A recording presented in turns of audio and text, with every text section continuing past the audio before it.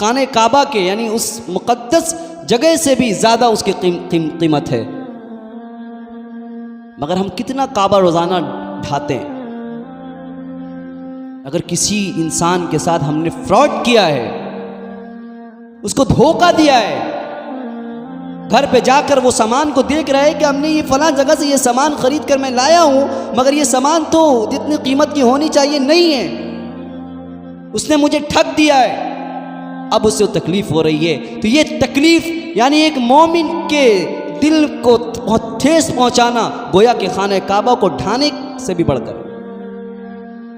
ہم خانہ کعبہ کو ڈھانے کے مرادف تو نہیں ہو سکتے، ہم تو نہیں کہیں گے، مگر ہم کتنا خانہ کعبہ کو روزانہ ڈھاتے ہیں، کسی کو تکلیف دے کر، کسی کے مال کو ہڑپ کر، کسی کے جان کے اوپر جو ہے ببال بن کر۔ یہ کیا ہے؟ یہی اللہ سمجھانا چاہ رہے ہیں کہ منہا اربعۃ حرم، اس 4 مہینوں میں تم جو ہو کسی انسان کی عظمت سے یعنی اس کے مال سے، اس کے آبرو سے، اس کے جان سے مت کھیلو۔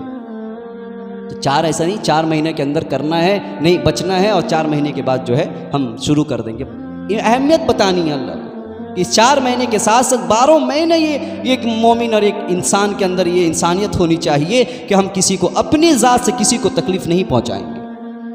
اگر تکلیف پہنچا رہے فلا تظلموا فیہن انفسکم، کہ تم اپنے اوپر ظلم نہیں کرو۔ قرآن کہہ رہا اپنے اوپر ظلم سے ہم سمجھتے کیا کہ اپنے آپ کو چاقو بھونک لو، یہ ظلم ہے۔ اپنے آپ کو چھت سے جا کے نیچے کود جاؤ، یہ ظلم۔ قرآن کہتا ہے کہ اپنے اوپر ظلم نہیں کرو، مطلب یہ ہے کہ ہم کسی اور پر ظلم کریں گے تو گویا کہ ہم نے اپنے اوپر ظلم کیا ہے، اپنا ایمان کو بگاڑ کر، ہم اپنے آخرت کو بگاڑ کر،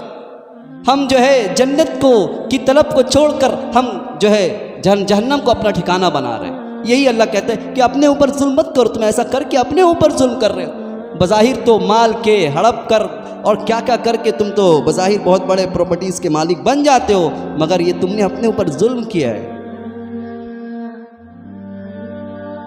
ظلم کیوں کیا ہے؟ کیونکہ آخرت کی ابدی زندگی کو چھوڑ کر تم دنیا کی تھوڑی سی عیاشی کے لیے تم نے جو ہے لوگوں کو تکلیف پہنچائی۔ تم نے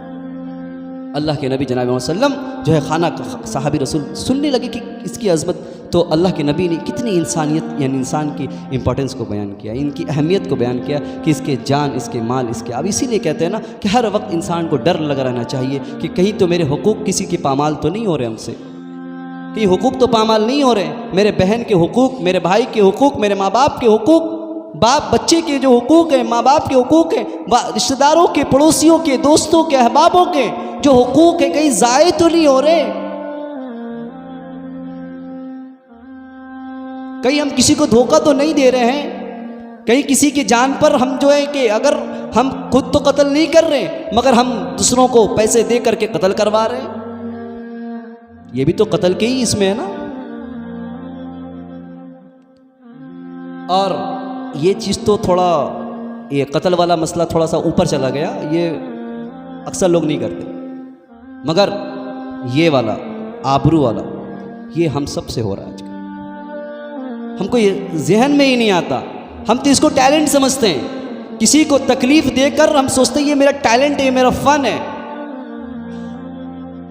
اور بڑے بڑے جو ریسٹورنٹ ہیں اور بڑے بڑے جو کمپنیاں ہیں اس میں ایسے لوگوں کو ہائر ہی کرتے ہیں جو جتنا بیوقوف بنا سکے کسٹمر کو، وہ سب سے